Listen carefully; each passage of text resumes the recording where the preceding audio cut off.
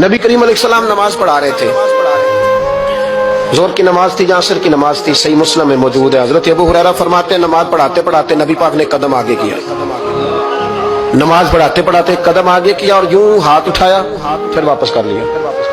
اب نماز پڑھ کے نا تو سلام پھیرا تو صحابہ عرض کرنے لگے یا رسول اللہ صلی اللہ علیہ وسلم، وہ نماز میں پیر بھی آگے کیا تو ہاتھ بھی اٹھایا، تو وجہ کیا تھی؟ پہلا سوال تو یہ ہے کہ آپ لوگ نماز پڑھ رہے تھے یا حضور کو دیکھ رہے تھے؟ تو صحابہ تو پہلے ہی بتاتے ہیں کہ بھئی ہم تو پہلی صف میں نماز اس لیے پڑھتے تھے کہ نماز بھی ہوتی رہتی تھی اور چپ کے محبوب کی دید بھی ہوتی رہتی۔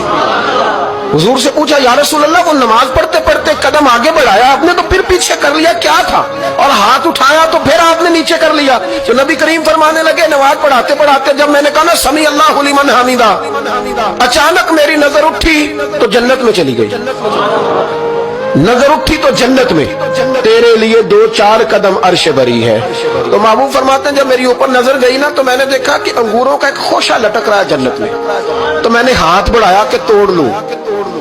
حضور کھڑے ہیں مسجد نبوی میں اور فرماتے ہیں کہ میں یہاں کھڑے ہو کے ہاتھ اونچا کروں تو میرا جنت تک پہنچ جاتا ہے۔ فرمایا میرا ارادہ ہوا کہ وہ خوشہ جنت کا توڑ لوں، اور ذرا میں نے پیر آگے بڑھایا ہی تھا تو میرے دل میں خیال آیا کہ جنت راز ہے تو راز ہی رہنی چاہیے، یہ راز کھول گیا تو مزہ نہیں آئے گا، تو میں نے پھر وہ ہاتھ واپس کر لیا۔ صحابہ کہتے ہیں جب نبی کریم نے یہ بیان کیا تو ہمارے چہرے نہ تجسس سے کھیل اٹھے، تجسس سے ہم کوئی بات اور بھی سننا چاہتے تھے۔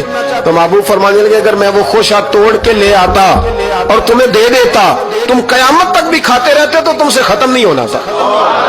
یہ صحیح مسلم کی حدیث ہے۔ او بھائی میرے رسول کریم کے واقعہ معراج پہ شکوہ کرنا، کہنا سمجھ میں نہیں آتی کیسے گئے تھے، تو جو چاہے تو ہر شب ہو مثال شب اسرا، اس لیے کہ تیرے لیے 2-4 قدم